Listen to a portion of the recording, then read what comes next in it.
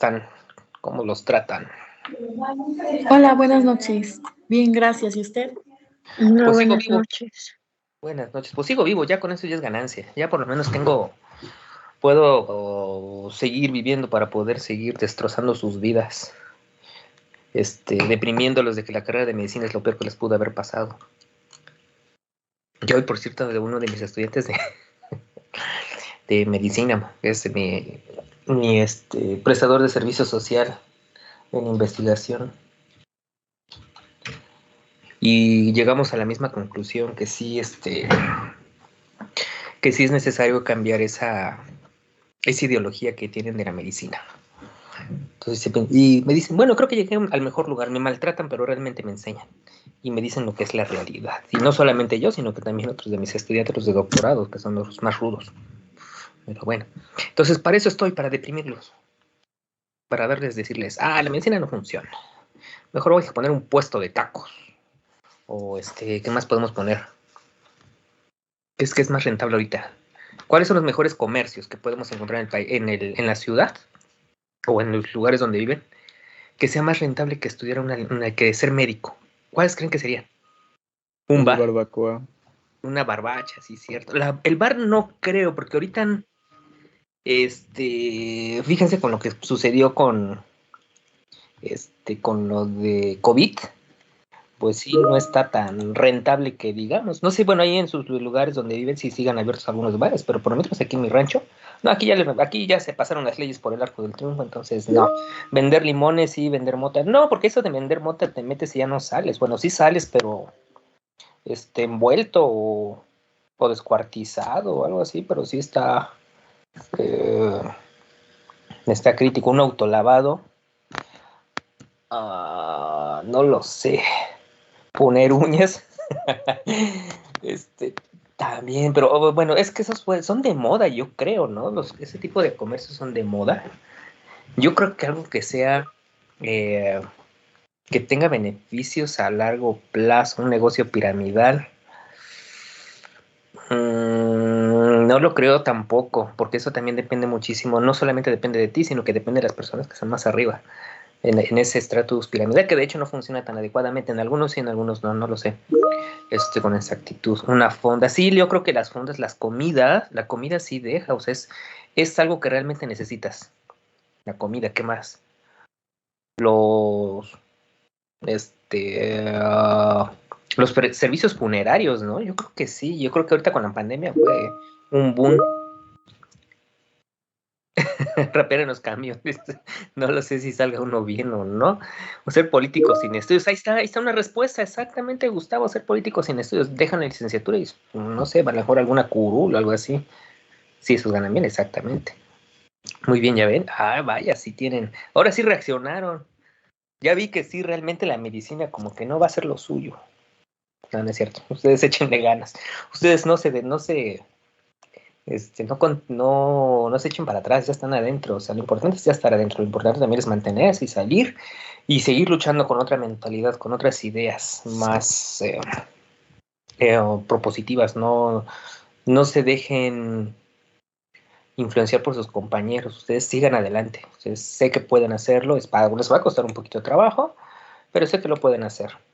Muy bien, chicos. Ya después de estar chacoteando, escuchando, bueno, leyendo sus pequeños detallitos. Preguntas con lo que vimos en la última clase, preguntas existenciales. Bueno, antes que nada, una disculpa por el día jueves.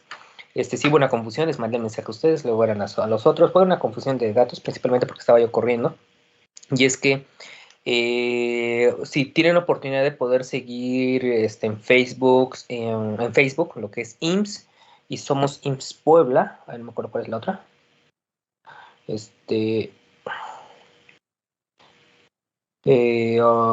Ahí, por ejemplo, o de hecho ustedes también pueden seguirme por Facebook. Ahí luego les comparto cosas, principalmente lo que es cosas científicas, más en el área de salud.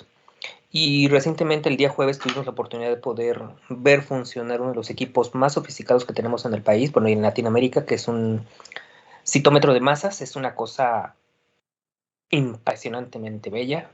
Hace cosas sorprendente. Yo creo que sería rentable tener unos 20, 30 aquí en el país, porque prácticamente nos permite hacer un diagnóstico. Con una sola célula nos permite diagnosticar una gran cantidad de enfermedades que puede estar presentes o que puede estar padeciendo el paciente. Bueno, dependerá también del tipo de célula que se vaya a analizar, pero nos puede identificar una gran cantidad de mutaciones, cantidad de estudios proteómicos, metabolómicos, todo lo que tiene que ver con las omics. Es una cosa impresionante. Y además, en el caso, por ejemplo, el objetivo que se compró este equipo es principalmente para poder determinar cómo los pacientes van evolucionando a lo largo de tratamientos de quimioterapia o radioterapia, o además predecir qué es lo que puede pasar con ese paciente. Entonces, es una cosa, ahorita está diseñado, bueno, se compró exclusivamente para el área de leucemias infantiles, pero es maravilloso el juguetito. Hay muchas aplicaciones que tiene este juguete. Lamentablemente, les digo, él es el único en Latinoamérica. Ahorita lo tenemos aquí en Puebla. Es no solamente para tejidos, sino también para células en fluidos. Es decir, agarramos una biopsia, la colocamos en el lector y ¡pum! Nos saca todo en cuestión de 5 a 15 minutos. Es una cosa impresionante. El detalle que tenemos es de que les digo, es el costo de ese equipo, el mantenimiento del equipo. Es carísimo, pero es impresionante lo que se puede hacer. Entonces, bueno, ahorita la finalidad es que sea para investigación, para comprender muchos aspectos fisiológicos, metabolómicos, de bioquímicos moleculares, de muestras de pacientes con leucemia. A lo mejor en algún futuro se pueda utilizar para otras enfermedades, pero ahorita es netamente investigación. Entonces, por eso les digo, la investigación tiene que ser aplicada. Bueno, nos da muchísima información, tiene que ser aplicada, y además que tenga beneficios en prevención. Entonces, creo que les digo, la medicina, lamentablemente, bueno, no lamentable, afortunadamente está evolucionando, está cambiando a pasos agigantados. Si ustedes no leen, no se preparan para esto que estamos haciendo, estarán perdidos. Entonces, ustedes tienen ventajas muy nuevas, ventajas buenas, simplemente, y que pueden rebasar sus compañeros que están por adelante de ustedes, o a sus mismos compañeros de generación, que es rebasarlos a través de investigar, leer, salir de ese estado de confort y ser más ambiciosos en poder conocer un poco más. Okay, entonces tengan, les digo, y afortunadamente tenemos parte de esos equipos aquí en Puebla. Lo único que tienen que hacer es leer, llegar leídos, y que digan, no quiero hacer mi graduarme por calificación. Gradúense por un trabajo de investigación, por una publicación, ¿sí? Porque eso de alguna manera los expone a poder conocer estos juguetes, estos juguetitos que no están al alcance de cualquier persona. Les digo, este juguete nada más y nada menos cuesta 60 millones de pesos, y cada muestra que entra, más o menos el costo está entre unos 60,000, 70,000 pesos por el análisis de una muestra, pero la información que nos da es prácticamente para prevenir, predecir, y prácticamente, bueno, en el diagnóstico, y también como para predecir cuál es el estado de salud que se puede tener ese paciente cuando esté sometido a un tratamiento. Entonces son cosas maravillosas. Entonces es por eso que el día jueves no pude estar con ustedes, estábamos en ese evento. Eh, y fue por eso que estaba yo corriendo de aquí para allá, y eso ya salimos de ahí del laboratorio más o menos como a las 8 o 9 de la noche.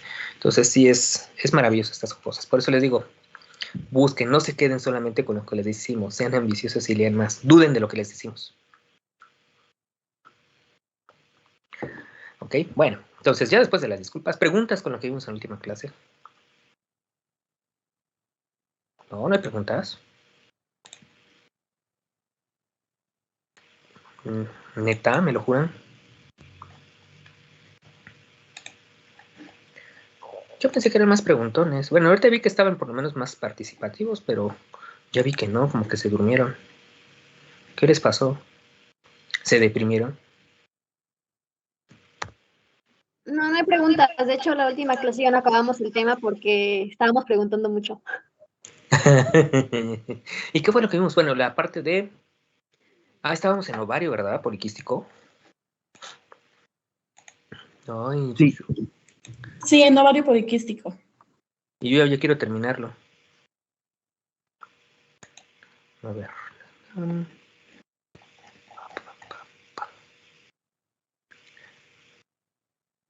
Ok.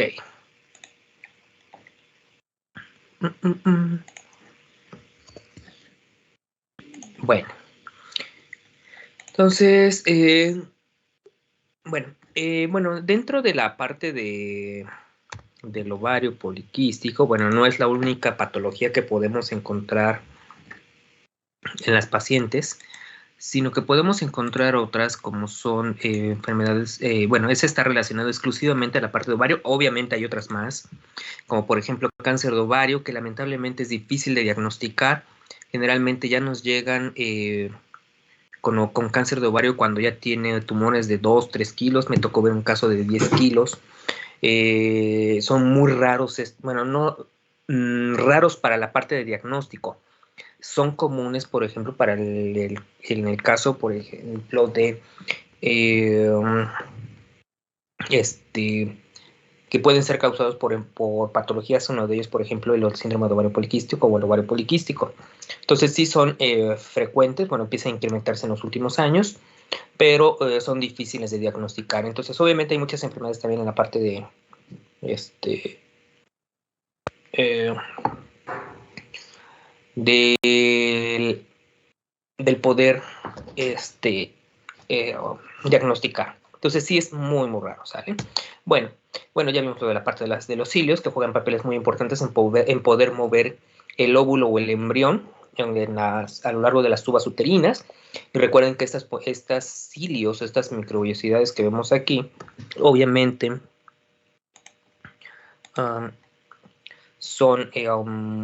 dependen de hormonas. Y recuerden que en el caso de las mujeres, la parte de la motilidad o la parte de secreciones hormonales son cíclicas. Hay días en específico que pueden tener fluctuaciones hormonales. Hay subidas y bajadas, todas ellas son autorreguladas. No solamente dependen de una hormona, dependen de una gran cantidad de hormonas y las alteraciones en ellas nos puede llevar a problemas como es la inhibición de la motilidad ciliar, que nos puede desencadenar en ovario poliquístico, perdón, en embarazo ectópico. ¿Ok? Obviamente hay otras enfermedades, hay otras patologías. Una de ellas tiene que ver con la formación del tejido uterino o del útero.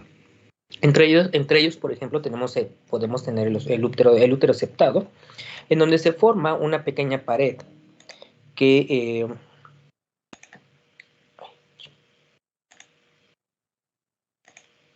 esta pared que se forma de parte intermedia en el fondo de útero. ¿Ok? El fondo debería estar completo, sin embargo me aparece esta pequeña pared que es un septo que lo divide. ¿Ok? Los embriones se pueden implantar, obviamente.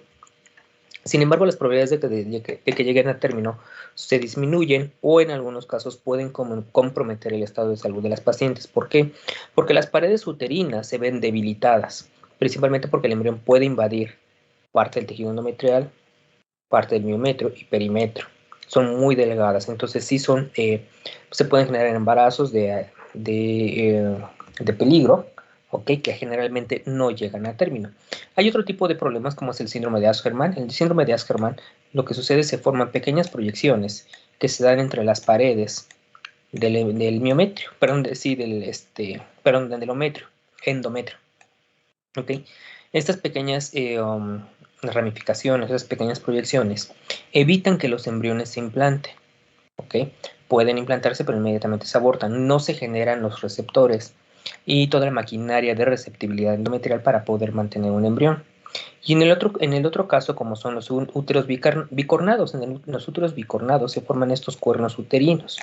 Estos cuernos uterinos, ¿ok? Obviamente no son úteros maduros, no expresan los receptores, las células que están endometriales que van a recibir al embrión no expresan de manera adecuada sus proyecciones que se llaman pinópodos para poder anclar y poder recibir al embrión. Este tipo de alteraciones uterinas generalmente son debidas a fallas en su maduración durante el desarrollo gestacional. ¿Okay? Pueden ser por deficiencias como pueden ser hormonas. Por ejemplo, sabemos ahora que muchos de la aparición, o más bien de la maduración de los órganos del sistema reproductor, dependen de hormonas, principalmente de una hormona que se llama dihidropiandrosterona. La dihidropiandrosterona es una hormona totalmente masculina. Si esta hormona se está expresando de manera adecuada en un embrión que se está generando, en un embrión masculino que se está gestando en una mujer, está bien. Pero en el caso, por ejemplo, hay pacientes, como por ejemplo en el caso de síndrome de ovario poliquístico, que tiene demasiados andrógenos. Si se está gestando una niña en ese útero de la paciente con síndrome de ovario poliquístico, las probabilidades de tener una falta de maduración en el sistema reproductor femenino se ve disminuida. Entonces, todo esto es un ambiente, son factores epigenéticos que pueden modular o pueden modificar la maduración del sistema reproductor. Ese es en uno de los casos. Por ejemplo, en el caso de los ovarios, la exposición a un ambiente hiperandrogénico, es decir, que hay demasiados andrógenos como de hidropiandrosterona en el útero y se está gestando un embrión femenino, nos puede llevar a otro problema que se llama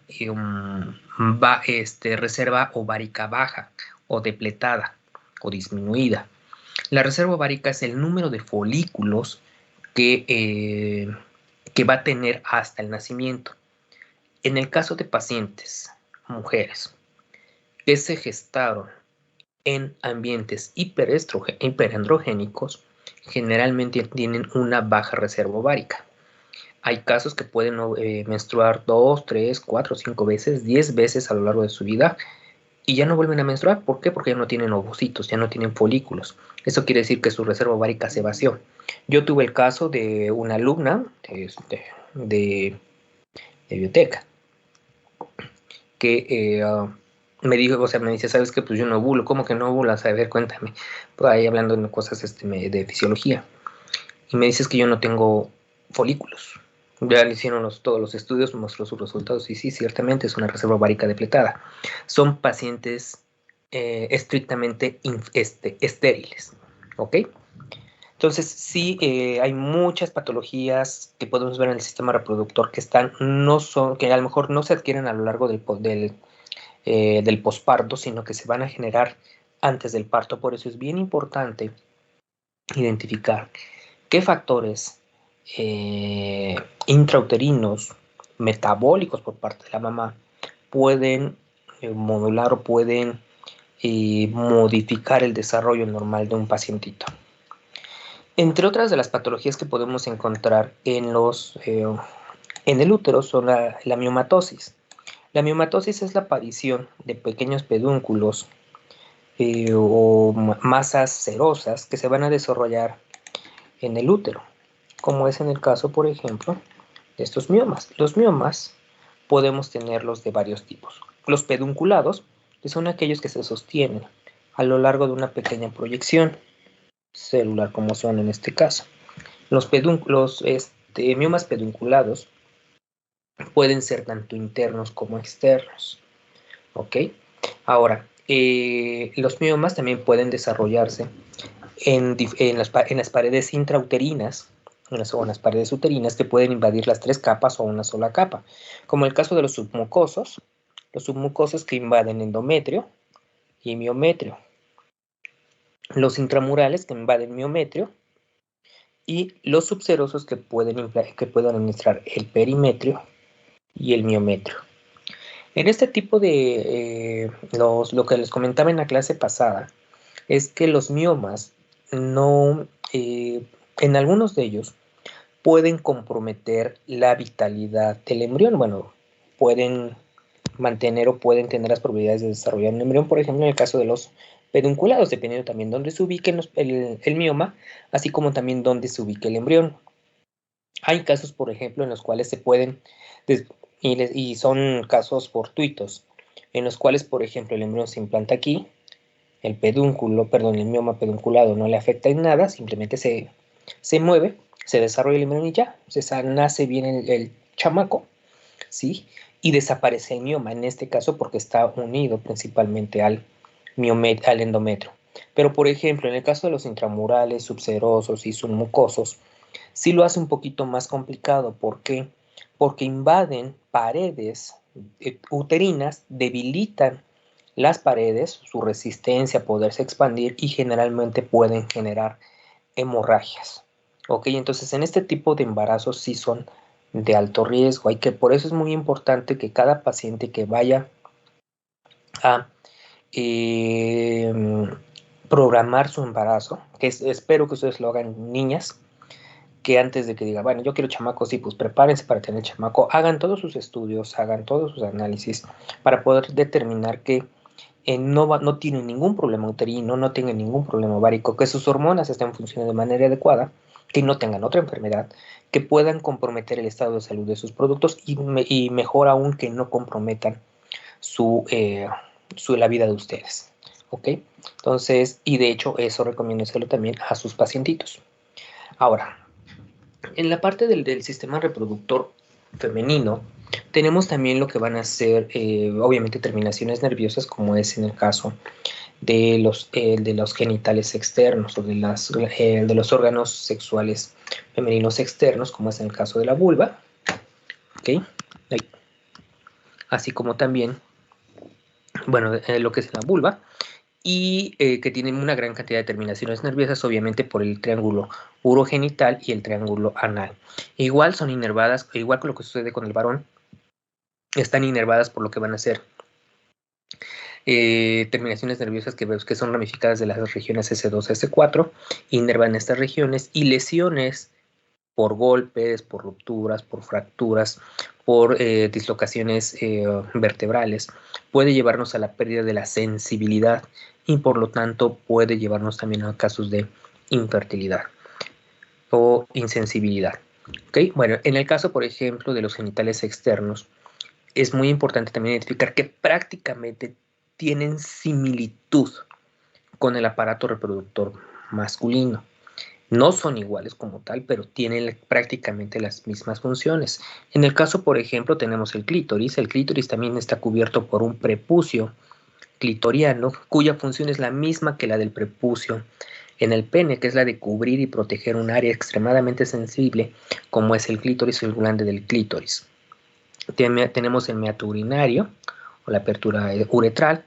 Tenemos la vagina, labios mayores, labios menores, labios mayores, ¿ok? El monte de Venus, etc. También son regiones altamente que pueden tener una gran probabilidad de infecciones bacterianas, principalmente porque no hay una hay una comunicación muy estrecha o apertura prácticamente constante, lo que va a ser la vagina, con la uretra, con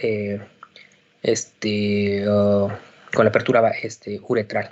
Entonces, en el caso de las niñas sí son más frecuentes a tener infecciones vaginales, infecciones de vías urinarias por esta cercanía entre ellas, a diferencia con lo que va a suceder con el varón. Están prácticamente fusionadas, pero las probabilidades de infecciones de vías urinarias son prácticamente bajas. ¿Okay? Ahora, la similitud me refiero de estas estructuras sensibles o erógenas que van a tener tanto hombres como mujeres, es debido principalmente por la estructura que tiene el clítoris, así como también el pene. El clítoris tenemos lo que va a ser el glande del clítoris, los cuerpos cavernosos del clítoris, fíjense cómo se van ramificando en las partes laterales, y obviamente tenemos las glándulas que van a estar encargadas principalmente de poder secretar y lubricar canal vaginal, así como canal vaginal principalmente, que son las glándulas bulbouretrales. ¿Okay? En el caso del varón, ¿okay? Tenemos dos cuerpos cavernosos, dos cuerpos esponjosos y tenemos el glande del pene. Las mujeres también tienen glande del clítoris. Ambos también sufren de erección.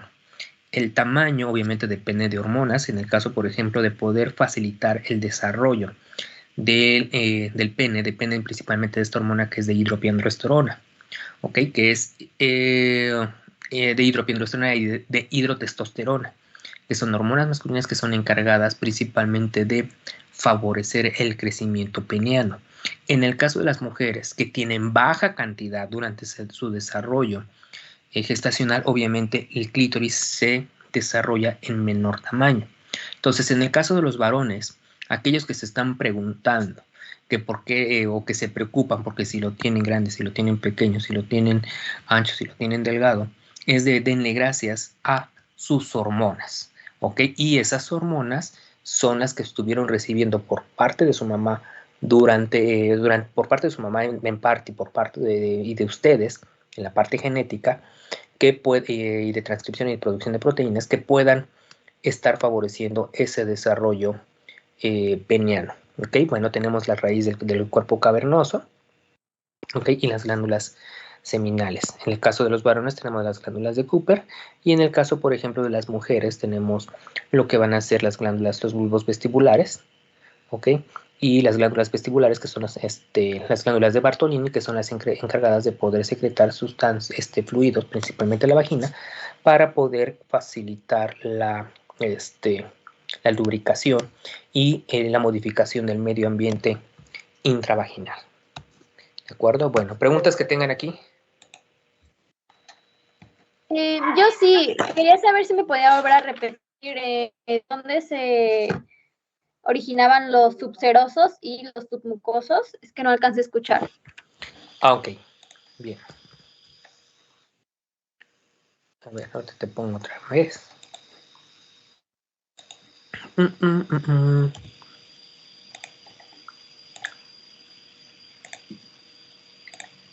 Ok, los pedunculados son aquellos que se van a generar, bueno, que van a estar, pueden ser externos al útero o pueden ser internos, que estén colocados en el endometrio, pero que están unidos a través de una una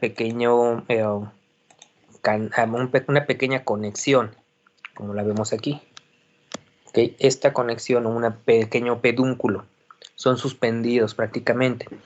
Los otros son los intramurales, subserosos y submucosos. Los submucosos son aquellos que están ubicados entre el miometrio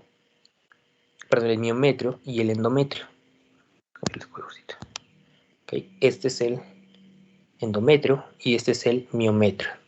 Los intramurales son aquellos que están ubicados en el miometrio y los subserosos aquellos que invaden perimetrio y miometrio. ¿De acuerdo? Sí, gracias. De nada. ¿Alguna otra? No. Yo. Sales. Ay, perdón. La hormona que mencionó que favorece el crecimiento peniano es dihidrotestosterona. Dihidrotestosterona. Ahora. Okay. Bien. Bueno, pues puedo. Bueno, no, o sea, es una pregunta que a veces me han hecho, que me han hecho muchas veces. Me dicen, oye, ¿y si yo quiero incrementar el tamaño del pene, puedo inyectarme dihidrotestosterona ahorita? Sí y no. Ok, esto generalmente puede favorecer de alguna manera el crecimiento de algunas estructuras, pero ya están predestinadas a. Sin embargo, pueden sufrir atrofias, esa es una parte importante. Y la otra, en el caso, por ejemplo, de la dihidrotestosterona, testosterona, que la mayoría, por ejemplo, de aquellas personas fisicoculturistas que quieren incrementar masa muscular, lo hacen. Lo que van a tener como repercusiones es una reducción principalmente del tamaño testicular. Y esto también no sobreestimula, sino más bien inhibe por sobredosificación la producción de espermatozoides, teniendo como consecuencia también, al no haber una baja producción de espermatozoides, pueden generar cambios morfológicos en las células testiculares y podemos desencadenar otras patologías, algunas displasias celulares que nos pueden llevar a otras cosas peores. O en caso contrario, por ejemplo, puede haber una reducción testicular, su sistema ya no funciona de manera adecuada y podemos entrar en una parte de feminización o una ahí se me fue, castración química. Sí, o sea, no hay que jugar con hormonas. Puedes modificar muchísimas cosas, pero no es jugarle con fuego. ¿Sí? Por eso les digo, yo en lo particular, el uso de anticonceptivos hormonales, más bien el uso de hormonas como un anticonceptivo, no lo recomiendo. Lo recomiendo para un tratamiento terapéutico, pero no para un método anticonceptivo. Hay otros mejores. ¿De acuerdo? Sí, porque a veces me dicen, oye, voy a inyectar testosterona para ver si me puede crecer. Pues no, ¿saben cuál es el secreto realmente? O sea, realmente el tamaño no importa, aunque digan, es una falacia que realmente el tamaño importe. No, o sea, realmente no. Hay otras cosas más más importantes que eso. O sea, enfóquense más. En el caso de los varones se preocupan más por el tamaño. No. En el caso de las niñas dicen, pues sí, debe ser más bonito en grande o va a ser más chistoso en pequeño. No. O sea, depende muchísimo de la estimulación antes de una relación sexual. Eso es lo que realmente desencadena. Y eso es donde muchísimos, tanto varones, que somos los más promiscuos, fallan. Eso es lo que realmente falla. Y eso es por una falta de educación. Es por un problema de machismo. Changos. Híjoles, perdón. Bueno, ¿alguna otra pregunta?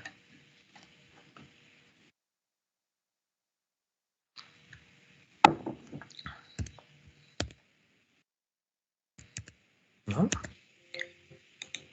Bueno, pues ya vámonos, no es cierto. Tengo una. Sí, dime. Respecto a los miomas, me parece que hay varios tratamientos, ¿no? Pero entre ellos están los hormonales y pues los quirúrgicos. Pero bueno, tengo una tía que tiene miomas y su ginecólogo le dijo que era mejor ahorita empezar con el tratamiento hormonal, pero pues ella no está muy segura, ¿no? Porque bueno, ella ya tiene 45 años, entonces dice, bueno, ella considera que sería mejor ya, pues sacarlos de forma quirúrgica, sí, retirar más bien. Entonces, bueno, ahí en tratamientos, ¿qué opina usted acerca de eso? Mira, en el caso, por ejemplo, de tratamientos, si estás en en esta edad reproductiva óptima, la edad reproductiva óptima, en el caso, bueno, tanto hombres como mujeres, yo creo que las mujeres son las que tienen está más restringido. Es en el caso, por ejemplo, que tienen edades entre los 22 hasta, dependiendo de las generaciones, yo me atrevo a decir, en la década en la que nacieron, pueden estar entre los 22 ahorita hasta los 32, 33 años. Me puedo decir ya muy extremos los 35 años. Hasta ahí déjale. Esa es una ventana óptima de fertilidad para las pacientes, para mujeres. En el caso de los varones, podríamos decir que lo mismo, a lo mejor un poquito extenso, pero bueno, yo creo que ahí podríamos hacer alguna excepción. ¿Ok? De hecho, por cierto, el día miércoles tengo una entrevista y es sobre paternidad en edad avanzada, es decir, cuál es el efecto de poder tener niños a edades avanzadas. Entonces ahí voy a abordar esa parte, obviamente en la parte de fertilidad, pero ahí abordamos una parte de lo que es cosas de fragmentación de ADN debido principalmente por edad. Pero bueno, esa ya de hecho la van a pasar por Facebook Live y ahorita les digo, luego mañana me recuerdan que les diga cuál es la página, que es la que está pasando, donde van a salir proyectadas eso. Bueno, entonces, en el caso, por ejemplo, regresando a lo de las pacientes, con el caso de una miomatosis, si estás en edad reproductiva óptima, lo mejor aquí es, y no has tenido un bebé, no has tenido un embarazo, lo primero es ver qué tipo de mioma tienes, cuántos tienes, el tamaño de ellos y dónde están ubicados. Si tu deseo es tener un bebé, bueno, busquemos un tratamiento hormonal. Dependiendo también del tipo de mioma que tengas, puede ser un tratamiento quirúrgico. ¿Ok? Entonces también ahí hay que medirle, va a ser cuáles son, si hay beneficio o no. Pero si estás, por ejemplo, ya terminaste tu vida reproductiva, bueno, la fertilidad óptima, ya estás por arriba de los 40 años, ya no quieres tener bebés, pues lo mejor es, no sé, el útero dejó de tener su función, para lo cual estaba diseñado, que era tener bebés. No quitarle los ovarios, porque los ovarios tienen un suministro hormonal, pero si bueno, las patologías, bueno, pues de modo va para afuera. Pero una histerectomía, es decir, eliminar el útero, pues creo que es una de las partes, de la mejor parte, si ya cumpliste o ya lograste satisfacer esa parte biológica que es la maternidad. Entonces aquí es, ¿qué es lo que quieres? ¿Qué es lo que puedes, qué es lo que puedes recuperar? Si es benéfico o no. Entonces, si ya cumplió su vida sexual, bueno, no su vida sexual, su vida reproductiva, ya tuvo sus niños, ya no quiere tener niños, pues le va, vámonos al tratamiento quirúrgico. o la eliminación, porque también pueden ser funcionales en algún momento, puedes tener un cáncer de útero u otras cosas más, o pueden ser funcionales, adquieren un metabolismo, esos miomas, y entonces empiezas a secretar hormonas y generas otro problema. Entonces también depende de eso. Pero si ya lo cumpliste, va para afuera. Si no, y si, bueno, en el caso de niñas, que bueno, a mí me ha tocado ver niñas, jovencillas que tienen miomatosis, pues sí, hay que hacerles, y no han sido mamás todavía, y tienen deseo de serlas, de ser mamás, tratamiento hormonal, o vemos qué tipo y vemos qué se puede hacer. ¿Okay? Eso también es bien importante, o sea, eso también tiene que recomendárselos a sus pacientes. Por ejemplo, he visto muchos casos en donde muchas mujeres, sabes que tienes una miomatosis, está severa, ya tienes niños, etcétera, y nos han llegado a decir, es que, ¿sabes qué? Pues, es que mi esposo no quiere. ¿Y por qué? Porque si me quitan el útero, dejo de ser mujer. Digo, a ver, espérame, no. O sea, es pensar en su estado de salud. Por eso es bien importante decirles para qué funciona cada órgano. ¿Cuál es el pro, los contras de poder eliminar, poder quitar o poder sustituir por algunas otras cosas? Sí, eso es bien importante. Y ese tipo de información, desafortunadamente, están en las redes sociales. Esas informaciones falsas o creencias por parte de los primos, de los tíos, de los abuelitos. Lamentablemente también el machismo juega papeles predominantes ahí. Entonces, eso tienen que ser muy claros con sus pacientes, por favor. ¿De acuerdo? Entonces, ¿sí quedó bien? ¿Se quedó claro? Más o menos. Como Sí, muchas gracias. De nada. ¿Alguna otra? ¿Y se conoce la causa de por qué aparecen los miomas? No hay una etiología como tal. Hay algunos trabajos que han demostrado que pueden ser por algunas, se les llama displasias, pequeños cambios celulares que pueden haber ahí, por ejemplo, causados por procesos infecciosos, causados por infecciones, pueden ser también causados por procesos implantatorios que se abortaron los embriones y dejaron ahí ese daño. ¿Qué más? Por células que reaccionan de manera equívoca a hormonas, etc. Hay, por ejemplo, hemos visto casos de miomas que crecen y se contraen, pero dependen de hormonas. Entonces, es una etiología no muy bien conocida. Por lo menos ahorita lo que sabemos pueden ser factores infecciosos o pequeños puntos donde hubo un implante. No lograba terminar. Por eso es bien importante la higiene. Niñas, visiten a su ginecólogo, hagan de vez en cuando algún estudio imagenológico para poder ver cómo está su sistema reproductor. En el caso de las niñas, en el caso de los niños, también, bueno, yo digo que sí, aunque somos más penosos como por ese mismo machismo, que no quiero que me vean, que me toquen. Los machos siempre seremos machos. ¿Ok? ¿Sí? ¿Alguna otra?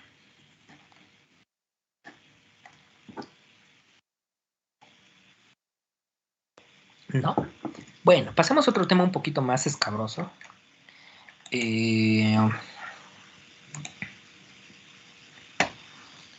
Permítanme. ¿Qué pasó?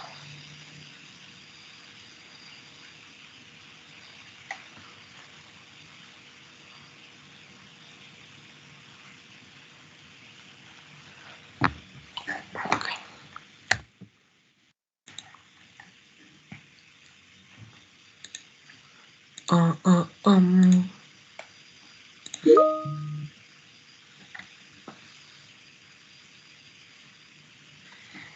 Ok, esa es muy buena pregunta. ¿Quién la hizo? Michelle. ¿Qué tipo de estudios de imagen se pueden hacer? Un ultrasonido pélvico, sí, principalmente para poder ver cómo está el útero, cómo están las tubas uterinas, cómo están los ovarios, y el cervix. Así es uno de rutina muy simple, muy sencillo, que nos da muchísima información, por lo menos si hay ovario, bueno, si están los ovarios, el tamaño de los ovarios, si hay folículos, si hay quistes, si están destapadas, no podemos ver por una salpingografía, que es la apertura de los tubos, de las tubas uterinas. Eso se tiene que hacer con contraste. Por ejemplo, si hay miomatosis, Y, ¿qué más? Buenos horarios, o sea, es muy simple, muy rápido y con eso tenemos. Ya que si vemos algún cambio, alteraciones hormonales, ¿qué más? Irregularidad menstrual, bueno, hay que ver con otro tipo de estudios, generalmente el laboratorio, como son un perfil hormonal en sus diferentes etapas, lo que es en la fase proliferativa y en la fase luteal, para ver cómo están funcionando sus hormonas, siempre y cuando si veo alteraciones en el ciclo menstrual para poder identificar cuáles son las posibles causas. Pero por imagenología, un ultrasonido pélvico, nada más con eso, de para otro producto. Y con eso tenemos. En el caso de los varones, por ejemplo, también se pueden hacer. Generalmente en el caso de los varones se tiene que hacer por palpación. Ahí sí, y lo puede hacer cada persona. Cada varón se lo puede hacer, palpar testículo, palpar epidídimo, principalmente que no haya dolor, que no haya masas cerosas o masas duras, que no haya torsión, que el tamaño de los testículos sea igual, en pene también, que no haya dolor, que no haya supuración, que no haya granos, etc. Entonces es simplemente visual. En el caso de varones, si se encuentra algo o hay alguna obstrucción o alguna masa, ya se puede mandar a hacer un ultrasonido, tomar biopsias para determinar qué es lo que está pasando. ¿Okay? Entonces sí es muy importante esa parte. Y yo creo que niñas es recomendable que se lo hagan. Visiten a su ginecólogo al menos una vez cada 6 meses para ver cómo van evolucionando, principalmente porque son más susceptibles a adquirir algunas enfermedades y desarrollar patologías como es cáncer de cervix. Y es debido principalmente por cáncer de cervix, puede ser desarrollado por relaciones sexuales sin protección, sabiendo que el varón es el portador de virus papiloma humano. Changos. Bueno, otra pregunta que tengan.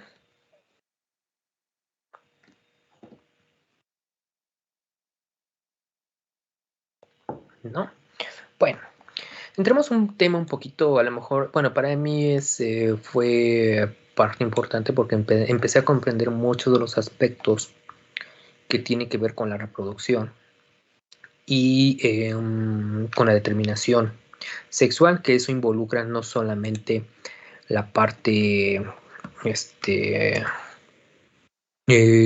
conductual, la parte de genitales, bueno, la parte de genitales, sino que también involucra una parte conductual, una parte fisiológica que está relacionado principalmente con las características sexuales de cada género. Ok, entonces la determinación sexual es inducir cambios o la formación de gonadas masculinas y femeninas, es decir, se determinan lo que van a ser testículos y lo que van a ser ovarios, que son órganos importantes para los procesos reproductivos. Y esto está definido principalmente por la aparición de genitales externos, genitales internos. En el caso de los genitales externos tiene que ver para la cópula o para el coito, para poder llevar los espermatozoides, introducir los espermatozoides al cuerpo femenino y puedan llegar al óvulo para poderlo fecundar. Entonces, si esto en alguna de estas partes hay una malformación, tanto de las estructuras de los genitales externos, masculinos y femeninos, hay alguna alteración, alguna obstrucción, obviamente nos puede llevar a un problema de infertilidad. Esto obviamente nos permite poder definir lo que son dos formas, un dimorfismo sexual, tanto masculino como femenino, y ese dimorfismo involucra lo que va a ser el cerebro y el cordón espinal, es decir, la estructura anatómica de los pacientes. El cerebro es una parte muy, muy importante. ¿Ok? En el caso, por ejemplo, del sistema nervioso, en la parte del cerebro, está involucrado principalmente con las conductas sexuales reproductivas, tanto masculinas y femeninas. Esto está desencadenado principalmente por la parte hormonal. Creo que les había comentado en clases pasadas, en donde el comportamiento sexual, tanto de niñas como de niños, depende muchísimo del tipo de cerebro. Recuerden que tenemos dos tipos de cerebro, que ya les hice esa pregunta, ¿quién tiene más neuronas, los niños o las niñas? ¿Cierto? Ya se los pregunté. ¿O no fue con ustedes? Sí, ¿no? Sí, ya nos lo preguntó. Ya vimos la justificación, los niños tienen más neuronas, pero pocas conexiones neurales, las mujeres tienen pocas neuronas, bueno, entre comillas, y tienen una mayor plasticidad neuronal.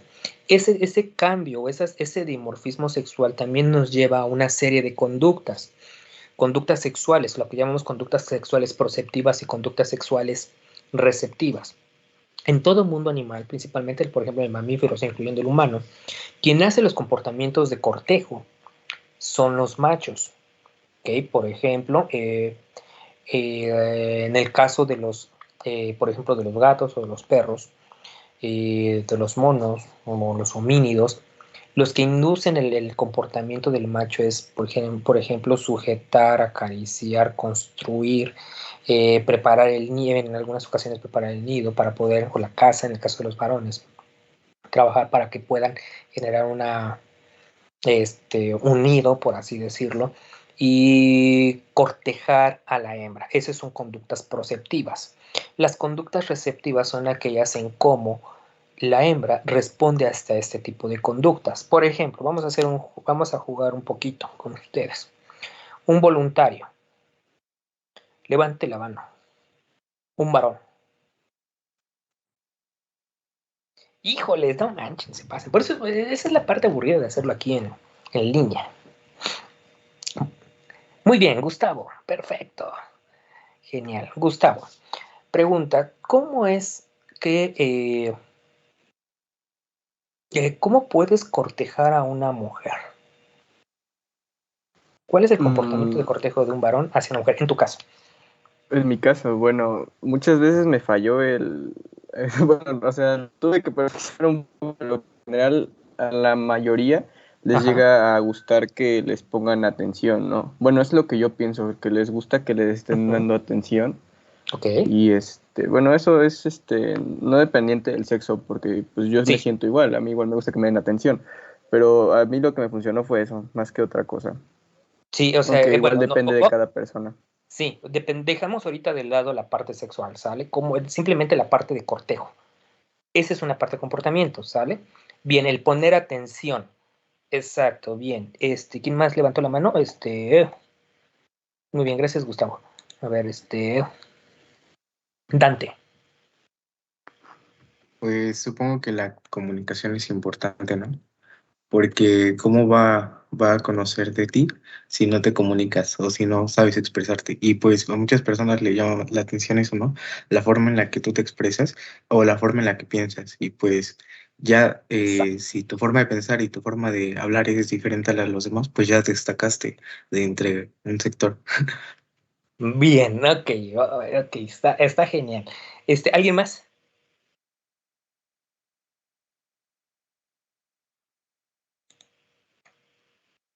¿Alguien más que tenga alguna otro comportamiento? Bueno, eso en el caso, bueno, ahorita dos personas hablaron de esta parte de la atención y la otra del en la manera de cómo se desenvuelve ante una situación para poder, yo puedo decir, llamar la atención del sexo opuesto, ¿ok? Niñas, ¿qué es lo que les llama la atención de un varón? Reina, sale bien, Reina, dime, ¿qué es lo que te llama la atención de un varón? Yo creo que, como dice Dante, pues su manera de pensar, ¿no? Su manera de comportarse, su manera de ser con los, o sea, desde su manera de ser como los demás hasta ser contigo. Yo creo que, pues, así como conforme vas conociendo a alguien, sus gustos, yo creo que, o sea, lo fundamental es su manera de comportarse y su manera de pensar. Ok, bien. Salí así, bien, ok. ¿Alguien más? Niñas.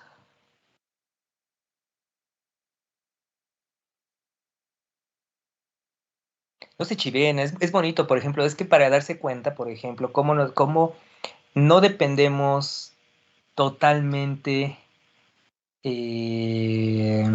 bueno, que cómo las hormonas juegan bromas bien pesadas. Ahorita van a ver por qué. Niñas, alguien más que me digan, oye, sí, es que los niños me gustan por esto. A mí me gusta que sean buenos conversadores, o sea, que sepan como que entablar una buena conversación. Ok. Y ya, y pues sí, que sean educados y así, pero bueno, más que nada eso. ¿Detallistas? Sí, también. Ok. ¿Qué más? ¿Alguien más? O empiezo a agarrar. Y vamos a agarrar. A ver, Guadalupe Serrano.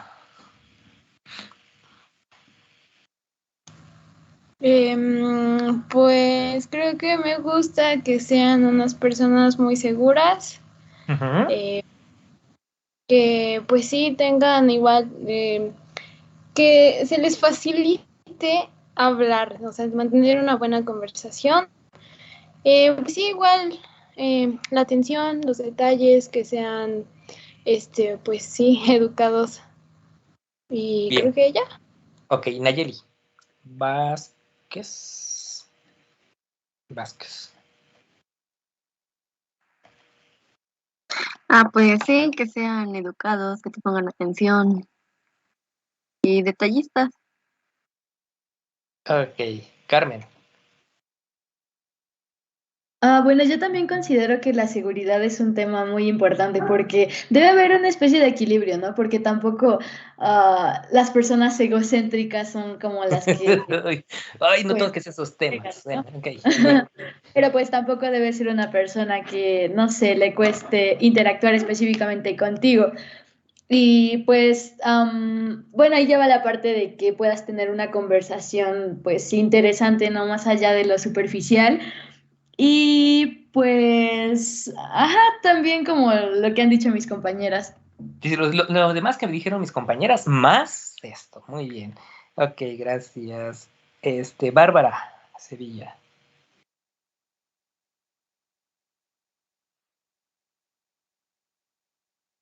¿Ya se durmió? No, profe, aquí estoy.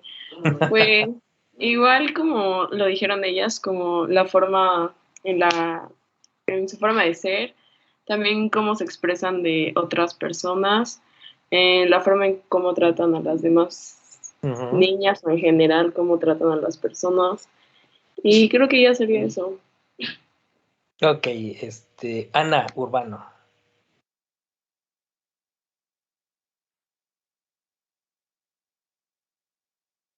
Sí, ya se durmió, creo. Ya no aguantó. Ya se fue a tomar su leche y ya se fue a dormir. Ahí anda su Ana. Aquí estoy, perdón. Sí, estabas tomando su leche, ¿verdad? Ya estabas ahí ya con el ojo, Estaba tomando con agua los para ojos ya, dormir. de vacaciones ya para dormir. Bien, a ver, dime, Ana. Pues creo que no lo han dicho, pero creo que el físico sí es importante. O sea, a lo mejor no es Exacto, lo más importante, pero pues es lo primero que ves, ¿no? exacto, muy bien. Tocaste el tema al que quería llegar. El primero de todos. Ahorita me dijeron ya cuando ya conocieron a la persona, pero una parte muy importante es el físico. Generalmente en el caso, en ambos sexos es lo mismo. Una de las primeras cosas que va a disparar las conductas proceptivas es el físico. Exactamente, esa es una de las partes importantes. Lo demás es ya cuando lo conocen, todos así, todos bien, bien santa, siempre nos vamos a fijar en los sentimientos de las personas, no me da duda, pero generalmente lo primero que atrae es el físico, la parte física de la persona, ¿ok?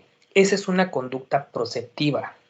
Es una conducta nata en el donde nos dice, de acuerdo a las características, la presentación, altura, color de piel, tamaño, la aparición de el color, el corte de cabello, si tiene barba, si no tiene barba, si tiene vellitos en los brazos o no, en el pecho, lo que ustedes quieran, es el aspecto físico de la persona, es lo primero que va a traer. Eso es lo que es, esa es una conducta desencadenada por hormonas. ¿Ok? Este es el primer estímulo que va a desencadenar una serie de señales bioquímicas en el cerebro para poder decir, ay, me llama la atención, tiene un atractivo, es guapo, es simpático, es atractivo. Lo mismo pasa con los varones y las mujeres, que tenemos una cierta atracción. ¿Ok? Esa es una parte bien importante y qué bueno que lo tocaste, Ana. Esa parte, el estímulo visual para poder desencadenar, no funciona para todas las personas. En la actualidad, por ejemplo, en el caso de preferencias sexuales, aquí voy a meter un poquito en la parte de homosexualidad, no sucede lo mismo. No sucede con el sexo opuesto. ¿Okay? Sucede con personas del mismo sexo. pero es por un estímulo visual. Lo que va a incrementar ese gusto, esa sensación por disparar una conducta proceptiva, la siguiente, va a ser la interacción de persona a persona. Lo mismo que ahorita me dijeron, la manera de cómo te mira, lo que platica, la seguridad, el tipo de conversación, si son seguros, no son seguros, etcétera, todo lo que tenga que ver, eso va en segunda parte. ¿Okay? Pero este tipo de conductas son desencadenadas inicialmente por la parte cerebral, por la parte conductual. ¿Ok? Y las hormonas son las que juegan ese punto predominante. ¿Ok? Bueno, aquí se los dejo ahorita de tarea. Bueno, como parte que vayan pensando lo siguiente, que es lo que analizar ese tipo de aspectos, porque mañana vamos a continuar con otra parte. ¿De acuerdo? Bueno, preguntas que tengan, chicos.